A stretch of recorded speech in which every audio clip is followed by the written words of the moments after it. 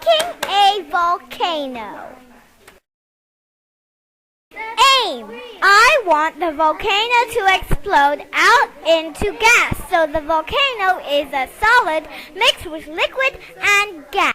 My equipment is 1¼ cup of vinegar, dishwashing soap, red food coloring, a tablespoon, 1 cup, baking soda, and Play-Doh. Step 1. Model a volcano out of clay. Step 2. Stir in 1 tablespoon of baking soda. Step 3. Add a few drops of red food coloring. Step 4. Put a little bit of dishwashing soap. Step 5.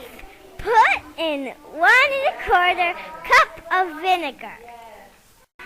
Step 6. See what happens to the volcano and inside. Observation and conclusion.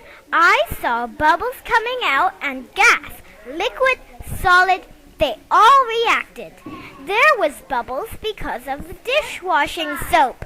There was red bubbles because of the food coloring. The volcano reacted because the vinegar is strong.